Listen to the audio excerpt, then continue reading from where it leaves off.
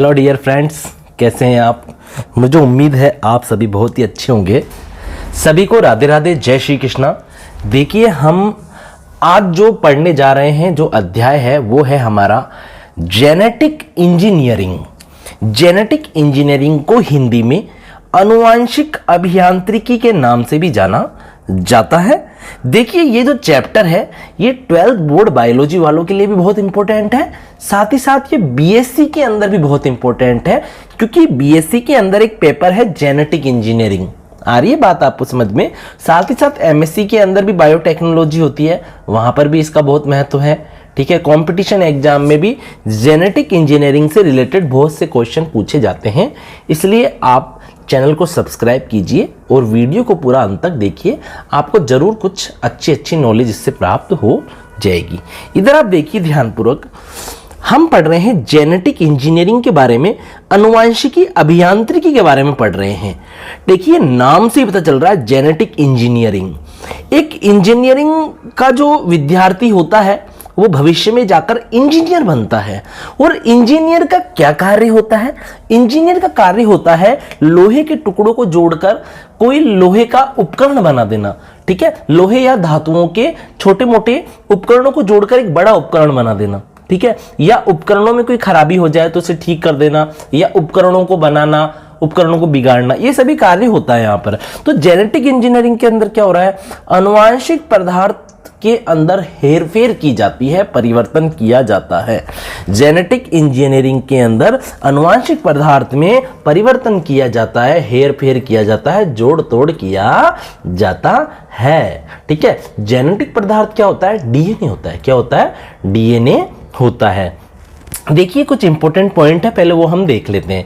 Doctor Hargovind Khurana ने 1970 में परखनली में जीन के संश्लेषण को किया। जीन का संश्लेषण किया।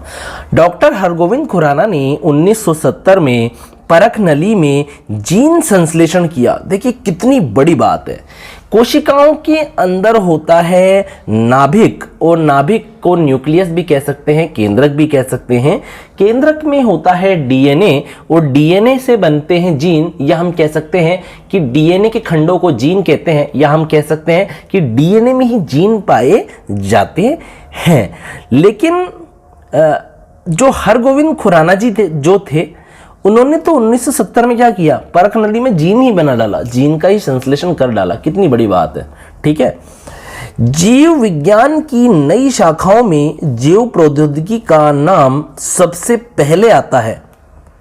जीव विज्ञान की नई शाखाएं, तो भैया जीव विज्ञान की पुरानी शाखाएं क्या होती है? जीव विज्ञान को इंग्लिश में कहते हैं बायोलॉजी। और आपको पता होगा बायोलॉजी के अंदर कौन कौन सी शाखाएं हैं जो पुरानी, जो 100 साल पहले भी थी, अंग्रेजों के जमाने में भी थी। कौन सी है? जूलॉजी और बॉटनी, प्राणी विज्ञान और वनस्पति विज्ञान। ठीक है, लेकिन जीव विज्ञान की आधुनिक शाखाओं में जैसे कि सेल बायोलॉजी हो गई, डेवलपमेंटल बायोलॉजी हो गई। ठीक है, इन्हीं में कौन सी है? एक जीव प्रौद्योगिकी भी है, बायोटेक्नोलॉजी भी है। कौन सी है? बायोटेक्नोलॉजी भी है। आ रही है बात आपको समझ में? बायोटेक्नोलॉजी, जीव प्रौद्योगिकी का नाम या बायोटेक्नोलॉजी का जो नाम है वो सबसे पहले नंबर पर आता है जीव विज्ञान की नई शाखाओं में। ठीक है, इस शाखा का मुख्य उद्देश्य क्या है? जीवों की आनुवांशिकता में परिवर्तन करके गुणवत्ता में सुधार करना। जीव प्रौद्योगिकी का मुख्य उद्देश्य है कि जो जीवों की जो संरचना होती है, जीवों की जो आनुवांशिकता होती है, उसमें परिवर्तन करके उनकी गुणवत्ता में क्या करना? सुधार करना। जैसे कि चावल की कुछ आनुवांशिक संरचना होती है, चावल से कार्बोहाइड्रेट प्राप्त होता है। अगर चावल की आनुवांशिकता में परिवर्तन कर दिया जाए और चावल की गुणवत्ता में सुधार कर दिया जाए तो अधिक मात्रा में चावल प्राप्त होगा और अच्छे प्रकार का चावल प्राप्त होगा। ठीक है, जीवों की गुणवत्ता में सुधार करने के लिए जीव प्रौद्योगिकी में बहुत सी तकनीकों को काम में लिया जाता है। और इन सभी तकनीकों में से सबसे महत्वपूर्ण तकनीकी कौन सी है बच्चों? पुनर्योगज डीएनए तकनीक, रिकॉम्बिनेट डीएनए टेक्नोलॉजी। पुनर्योगज डीएनए तकनीक क्या है कि किसी जीव के डीएनए में बाहरी डीएनए को जोड़ने पर प्राप्त नया डीएनए पुनर्योगज डीएनए कहलाता है। चावल का डीएनए ले लिया और चावल के डीएनए में गेहूं के डीएनए को निकालकर जोड़ दिया, तो अब जो चावल का डीएनए है वो पुनर्योगज डीएनए कहलाएगा। ठीक है, मतलब कि जो रूपांतरित डीएनए जो प्राप्त होता है ना दो डीएनए को मिलाने पर, उसे ही क्या बोलते हैं, पुनर्योगज डीएनए कहते हैं। किसी जीव के डीएनए में हेर फेर करने के लिए आवश्यक विधि को ही क्या बोलते हैं, पुनर्योगज डीएनए तकनीक कहते हैं। यहां पर हमने बोला है कि किसी जीव के डीएनए में बाहरी जीव को जोड़ने पर प्राप्त नया जो डीएनए है, जो नया डीएनए है वही पुनर्योगज डीएनए कहलाता है। और किसी जीव के डीएनए में हेरफेर करने के लिए, मतलब कि पुनर्योगज डीएनए प्राप्त करने के लिए जो आवश्यक विधि होती है उसे ही पुनर्योगज डीएनए तकनीक कहते हैं। ठीक है, पुनर्योगज डीएनए को प्राप्त करने की तकनीक क्या कहलाती है, पुनर्योगज डीएनए तकनीक कहलाती है। ठीक है, अब देखिए आप आगे ध्यानपूर्वक, पुनर्योगज डीएनए तकनीक का आविष्कार स्टैनली कोहन, बोयर व उनके सहभागियों ने किया था, मतलब इनके साथियों ने किया था। पुनर्योगज डीएनए तकनीक मतलब कि ऐसी तकनीक जिसमें एक जीव के डीएनए में दूसरे जीव के डीएनए को जोड़ दिया जाता है तो पुनर्योगज डीएनए प्राप्त हो जाता है। इसके बारे में किसने बताया था, सबसे पहले किसने किया था इसका आविष्कार, स्टैनली कोहन, बोयर व उनके साथियों ने। सहभागी मतलब उनके साथियों ने।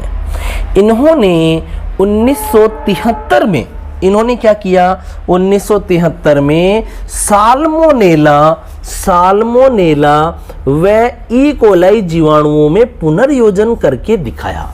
इन्होंने क्या किया, जो साल्मोनेला जो टाइफी जीवाणु होता है ना, जो टाइफाइड रोग उत्पन्न करता है, उसके डीएनए को और ई कोलाई के डीएनए को जोड़ दिया। उन दोनों जीवाणुओं में पुनर्योजन करके इन्होंने दिखाया। ठीक है, तो हमने क्या पढ़ा, हमने पढ़ा आनुवांशिकी अभियांत्रिकी के बारे में। ठीक है, आनुवांशिकी अभियांत्रिकी को हम जैव प्रौद्योगिकी भी कह सकते हैं। ठीक है, विज्ञान की नवीनतम शाखाओं में से एक है ये। इसका उद्देश्य क्या है, जीवों की आनुवांशिकता में परिवर्तन करके उनकी गुणवत्ता में सुधार करना। जीवों की गुणवत्ता में सुधार करने के लिए जैव प्रौद्योगिकी में बहुत सी तकनीकें काम में ली जाती है। इसमें एक सबसे इम्पोर्टेंट तकनीक है पुनर्योगज डीएनए तकनीक। किसी जीव के डीएनए में बाहरी जीव के डीएनए को किसी जीव के डीएनए में किसी दूसरे जीव के डीएनए को जोड़ने पर प्राप्त नया डीएनए ही पुनर्योगज डीएनए कहलाता है। ठीक है, अब हम क्या पढ़ेंगे, अब हम पढ़ेंगे आनुवांशिक अभियांत्रिकी की सामान्य विधि या जीन अभियांत्रिकी की सामान्य विधि। प्रमुख विधि पुनर्योगज डीएनए तकनीक है। देखो, आनुवांशिकी अभियांत्रिकी या जीन इंजीनियरिंग की जो सामान्य विधि है, वैसे तो बहुत सारी विधियां हैं, लेकिन जो सबसे ज़्यादा काम में ली जाने वाली और जो सबसे सामान्य विधि होती है वो होती है पुनर्योगज डीएनए तकनीक। इस तकनीक के निम्नलिखित पद होते हैं। अब मैं इसे आपको एक उदाहरण द्वारा समझाऊंगा, आप समझना। माना कि राजेश है और ब्रिजेश नाम के दो लड़के हैं। आपको ये तो पता ही होगा कि शरीर के अंदर जो इंसुलिन होता है उसकी कमी से या उसकी अनुपस्थिति से मधुमेह अर्थात डायबिटीज रोग हो जाता है। ठीक है, हम जो भी खाते हैं अनाज वगैरह, जो भी हम खाते हैं या जो हम शक्कर वगैरह खाते हैं या हम गन्ने का रस पीते हैं, मतलब हम कोई सी भी ऐसी चीज़ खाते हैं जिसमें कार्बोहाइड्रेट होता है तो उसके डाइजेशन से ग्लूकोज बनती है। एंड में कार्बोहाइड्रेट के डाइजेशन से या पाचन से क्या प्राप्त होता है, ग्लूकोज प्राप्त होता है। ठीक है, अब आप समझना ध्यानपूर्वक, ग्लूकोज जो हमारी आंतें होती है उसमें ये ग्लूकोज अवशोषित होकर हमारे रक्त में मिल जाता है। ठीक है, हमारे अंदर दो हार्मोन होते हैं, इंसुलिन और ग्लूकेगोन, जिसका निर्माण अग्नाशय ग्रंथि करती है। आ रही है बात आपको समझ में? अग्नाशय ग्रंथि करती है। इंसुलिन हार्मोन क्या करता है? हमारे रक्त में ग्लूकोज के स्तर को घटाता है, और जो ग्लूकेगोन हार्मोन है वो हमारे रक्त में इंसुलिन के स्तर को बढ़ाता है। अब अगर किसी व्यक्ति के रक्त के अंदर या शरीर के अंदर, अगर हम कहें किसी व्यक्ति के अंदर इंसुलिन हार्मोन का निर्माण ही नहीं हो रहा है, तो हम कह सकते हैं कि शरीर में और रक्त में लगातार ग्लूकोज का स्तर बढ़ता जाएगा और व्यक्ति को मधुमेह रोग हो जाएगा। अब आप सोचेंगे कि व्यक्ति के अंदर इंसुलिन का निर्माण क्यों नहीं हो रहा है? तो देखिए बच्चों, जो भी शरीर के अंदर कैरेक्टर्स होते हैं या जो भी लक्षण होते हैं, चाहे वो कोई एंजाइम हो, चाहे वो कोई हार्मोन हो, या जो भी हमारे शरीर में बन रहा है, वो किसी ना किसी एंजाइम की किसी ना किसी जीन की उपस्थिति में बन रहा है।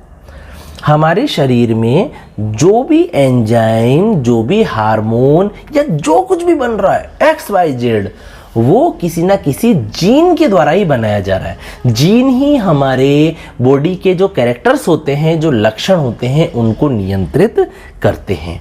ठीक है, यहां तक कि इंसुलिन हार्मोन को बनाने के लिए भी शरीर में जीन पाई जाती है। अगर वो जीन शरीर में नहीं होगी तो इंसुलिन का फॉर्मेशन नहीं होगा, इंसुलिन हार्मोन नहीं बनेगा, तो रोगी को डायबिटीज अर्थात मधुमेह रोग हो जाएगा। ठीक है, तो इस रोग का इलाज क्या करें, क्या हो सकता है? देखिए अब मैं आपको समझाता हूं। सबसे पहले क्या बोल रहा है यहां पर, पुनर्योगज डीएनए तकनीक के निम्न पद हैं। पहला क्या है? Identification and isolation of desire gene, वांछित जीन की पहचान करना व वांछित जीन को पृथक कर लेना। ब्रिजेश को डायबिटीज है भैया, राजेश की अंदर पता चला कि राजेश बिल्कुल स्वस्थ है। राजेश के डीएनए का अध्ययन किया अपन ने, और डीएनए में से जो इंसुलिन बनाने वाला, इंसुलिन हार्मोन की उत्पादन करने के लिए जो जीन जिम्मेदार है, उस जीन को निकाल लिया। जीन कैसे निकालते हैं? डीएनए के खंडों को ही जीन कहते हैं। अगर डीएनए के टुकड़े काटकर अलग कर लिए जाते हैं तो समझ लो कि जीन भी प्राप्त हो गया। तो वांछित जीन की पहचान कर लेना कि भैया इंसुलिन बनाने वाला जीन कौन सा है राजेश के डीएनए में, उस जीन को अलग कर लेते हैं, पृथक कर लेते हैं। फिर सेकंड नंबर पे क्या होता है, जो राजेश का जो जीन प्राप्त किया है या जो डीएनए का खंड प्राप्त किया है वो कम है, वो बिल्कुल थोड़ा सा ही है, तो फिर क्या करते हैं, ऐसा सोचा जाता है या ऐसा प्रयास किया जाता है कि इसकी मात्रा बढ़ाए, क्लोनिंग करवाई जाती है। वांछित जीन की क्या करवाई जाती है? क्लोनिंग करवाई जाती है। क्लोन का मतलब क्या होता है? 1 से 2, 2 से 3, 3 से 4, संख्या बढ़ना ही क्या कहलाती है? क्लोनिंग कहलाती है। ठीक है, आपने एक कागज की फोटोकॉपी करा ली 4, तो अब वहां पर 5 क्लोन बन गए, एक तो वो ओरिजिनल था और जो 4 फोटोकॉपी है वो। आ रही है बात आपको समझ में? ठीक है, अमीबा है, अमीबा ने जनन किया, 2 अमीबा बन गए, तो जैसे अमीबा है, अमीबा ने जनन किया तो 2 अमीबा प्राप्त हो गए। यहाँ पर आ रही है बात आपको समझ में? तो अपन क्या कहेंगे कि ये क्लोन है, दोनों अमीबा आपस में क्या है? क्लोन है। ठीक है, एक पैरामीशियम में डिवाइड हो गया, 2 पैरामीशियम बन गए, 2 पैरामीशियम डिवाइड हो गए, 4 पैरामीशियम बन गए, चारों के चारों आपस में क्या है? क्लोन है। तो क्लोनिंग मतलब होता है संख्या बढ़ाना। ठीक है, तो वांछित जीन की पहचान करके उन्हें पृथक कर लेना, फिर उनको क्लोनिंग, देखो सेलेक्टिंग ऑफ क्लोनिंग वेक्टर्स, इन वांछित जीनों की क्लोनिंग कराने के लिए क्लोनिंग वाहक का चयन किया जाता है, और क्लोनिंग वाहक के रूप में लिया जाता है कोई बैक्टीरिया या कोई वायरस, क्योंकि बैक्टीरिया कुछ ही समय में जनन करके एसेक्सुअल रिप्रोडक्शन करके अपनी संख्या लाखों में कर लेते हैं। एक कोरोना वायरस किसी के शरीर में जाता है तो थोड़ी सी देर में करोड़ों हो जाते हैं और व्यक्ति को कोरोना हो जाता है। एक टाइफाइड का जीवाणु शरीर में जाएगा, कुछ समय में लाखों टाइफाइड के जीवाणु हो जाएंगे, व्यक्ति को टाइफाइड हो जाएगा। एक पोलियो का वायरस शरीर में जाएगा, बहुत सारे पोलियो के वायरस हो जाएंगे, थोड़ी सी देर में व्यक्ति को पोलियो का रोग हो जाएगा। तो बच्चों, जो वाहक होते हैं उसमें लिए जाते हैं एक कोशिकीय जीव जैसे कि जीवाणु और वायरस। ठीक है, फिर क्या करते हैं, insertion of desire gene in cloning vector, जो ये वांछित जीन लिया है या जो इंसुलिन बनाने वाला जो जीन लिया है, इसको क्लोनिंग वाहक में डाल देते हैं, प्रवेश करवा देते हैं, इसके डीएनए से जोड़ देते हैं। तो क्लोनिंग वाहक का जो डीएनए है अब वो क्या कहलाएगा, अब वो कहलाएगा पुनर्योगज डीएनए, क्योंकि हमने यहाँ पर वाहक जो जीवाणु है उस जीवाणु के डीएनए में वांछित जीन को जोड़ दिया, मतलब कि राजेश के डीएनए के खंड को जोड़ दिया। डीएनए के खंड ही तो जीन कहलाते हैं। तो यहाँ पर तीसरे नंबर पे क्या है, insertion of desire gene in cloning vector, अर्थात वांछित जीन का क्लोनिंग वाहक में निवेशन करवा दिया। ठीक है, फिर चौथे नंबर पर क्या हो रहा है, फोर्थ स्टेप के अंदर multiplication of recombinant DNA in host cell. पुनर्योगज डीएनए का परपोषी कोशिका में गुणन होने लग जाता है, क्योंकि जो ये क्लोनिंग वाहक है ये अपनी परपोषी कोशिका में घुसकर जब जनन करते हैं, अपना गुणन करते हैं, 1 के 2, 2 के 4, 4 के 8 होते हैं, तो इन क्लोनिंग वाहक में जो वांछित जीन जोड़ा गया था उसकी भी मात्रा इन वाहकों की संख्या बढ़ने पर बढ़ती जाती है। तो क्या होता है, पुनर्योगज डीएनए का परपोषी कोशिका में गुणन होने लग जाता है। ठीक है, यहां तक आपको समझ में आ गई होगी बात। फिर क्या होता है पांचवें नंबर पर, identification of clone gene and it's transfer into other organism. Clone की गई जीन की पहचान कर लेना, वह इनको निकाल कर अन्य जीवों में स्थानांतरित कर देना। ठीक है, फिर क्या होता है लास्ट में, एक्सप्रेशन ऑफ डिजायर जीन। जो वांछित जीन जिसकी हमने क्लोनिंग करवाई थी उसका जीवों के अंदर क्या हो जाता है, अभिव्यक्ति हो जाती है। वांछित जीन की अभिव्यक्ति हो जाना, जिस कार्य के लिए हमने जीन की क्लोनिंग करवाई थी वो कार्य वो जीन कर देता है, इंसुलिन का उत्पादन होने लग जाता है। तो वांछित जीन की क्या हो जाती है, अभिव्यक्ति हो जाती है। देखो मैं आपको शॉर्ट में वापस समझा देता हूं जल्दी से, देखिए इधर ध्यानपूर्वक। सबसे पहले वांछित जीन की पहचान और पृथक्करण। जो भी लक्षण हम उत्पन्न करना चाहते हैं किसी जाति के अंदर, उस लक्षणों वाले जीन को निकाल लो। और जीन का मतलब क्या होता है, डीएनए का खंड, मतलब कि डीएनए के टुकड़े को काट कर निकाल लिया। फिर डीएनए के टुकड़े को वाहक से जोड़ देते हैं, वाहक के डीएनए से जोड़ देते हैं। और वाहक क्या होता है, कोई जीवाणु या विषाणु या वायरस होता है। फिर वाहक क्या करता है बच्चों, वाहक क्या करता है, वाहक फैलाता है। आपको पता है वाहक में जीवाणु या वायरस ले रहे हैं, और जीवाणु या जो वायरस होता है ये हमेशा क्या फैलाते हैं, रोग ही तो फैलाते हैं। ये क्लोनिंग वाहक क्या कार्य करते हैं, क्लोनिंग वाहक के रूप में जीवाणु ले रहे हैं, वायरस ले रहे हैं। जीवाणु वायरस किसी भी व्यक्ति में घुसते हैं तो उसकी कोशिकाओं में घुस जाते हैं और उस व्यक्ति को बीमार कर देते हैं। तो जो व्यक्ति की जो कोशिकाएं हैं वो जीवाणु या वायरस के लिए परपोषी का कार्य करती है। ठीक है, तो क्लोनिंग वाहक ले लिया। क्लोनिंग देखो, वांछित जीन को क्लोनिंग वाहक में जोड़ दिया, निवेशित कर दिया, मतलब उसमें जोड़ दिया, उसके डीएनए से जोड़ दिया। तो क्लोनिंग वाहक का जो डीएनए होगा, मतलब जो जीवाणु या जो वायरस जिसको क्लोनिंग वाहक के रूप में काम में लेते हैं, उसका जो डीएनए होगा वो पुनर्योगज डीएनए कहलाएगा। और इस पुनर्योगज युक्त डीएनए को, या हम यूं कह सकते हैं कि इस क्लोनिंग वाहक को परकोशी कोशिका में प्रवेश करवा देंगे, वहां ये गुणन करेगा। फिर क्या होगा, क्या कर देंगे, फिर क्लोन की गई जीन की पहचान कर लेंगे और उन जीनों को अलग करके स्थानांतरित कर देंगे दूसरे जीवों के अंदर, और दूसरे जीवों के अंदर जाकर वो जीन अपना कार्य कर देंगे, अपनी अभिव्यक्ति कर देंगे। मतलब कि जिस कार्य के लिए उन जीनों का क्लोन करवाया गया था वो उस कार्य को पूरा कर देंगे। देखिए इधर आप ध्यानपूर्वक, जीन अभियांत्रिकी द्वारा, देखिए ध्यानपूर्वक, जीन अभियांत्रिकी द्वारा पुनर्योगज डीएनए प्राप्त करने के लिए निम्नलिखित उपकरणों की आवश्यकता होती है।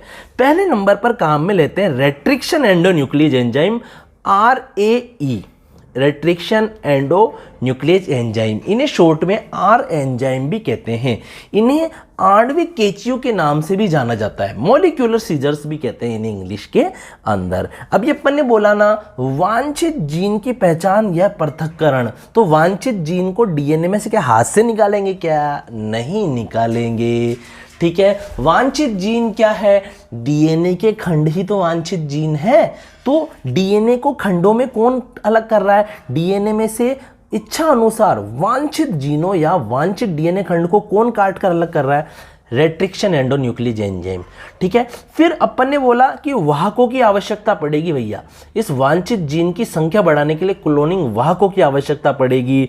तो वाहक के रूप में कोई जीवाणु ले सकते हैं, कोई वायरस ले सकते हैं। ठीक है, फिर तीसरे नंबर पे अपन यहाँ पर फिर अपन ने क्या लिखा था कि वांछित जीन का क्लोनिंग वाहक में निषेचन करवा दिया, प्रवेश करवा दिया। फिर अपन ने क्या पढ़ा था कि पुनर्योगज डीएनए का, अर्थात वांछित जीन युक्त वाहक का परपोषी कोशिका में गुणन करवाना। तो परपोषी कोशिका लेनी पड़ेगी यहाँ पर, और परपोषी कोशिका क्या प्रदान करती है? पोषण प्रदान करती है इसको, क्लोनिंग वाहक को, जिसके पोषण का उपयोग करते हुए क्लोनिंग वाहक अपनी संख्या में वृद्धि करता है और अपने अंदर जुड़े हुए वांछित जीन की भी वृद्धि कर देता है। फिर जो आवश्यकता अनुसार जो हमने जो जीन लिए थे और जिनका हमने क्लोनिंग करवाया था, उन जीनों को कभी कभी आवश्यकता पड़ने पर जीन बैंकों में सुरक्षित रख दिया जाता है। जैसे मनी बैंक में मनी को सुरक्षित रखा जाता है, जैसे ब्लड बैंक में ब्लड को सुरक्षित रखा जाता है, वैसे ही जीन बैंक के अंदर जीन को सुरक्षित रख दिया जाता है। भविष्य में इनको काम में ले सकते हैं। तो आई होप, मुझे उम्मीद है जो आज मैंने आपको पढ़ाया है वो आपको समझ में आया होगा। बच्चों, नेक्स्ट क्लास के अंदर हम पढ़ेंगे एक एक के बारे में कि रेट्रिक्शन एंडोन्यूक्लिज एंजाइम क्या है, वाहक क्या है, परपोषी या ग्राही कोशिका क्या है, जीन बैंक क्या होता है, इन सब के बारे में हम पढ़ेंगे। सभी को टेक केयर, सभी अपना ख्याल रखिए और चैनल को सब्सक्राइब कीजिए।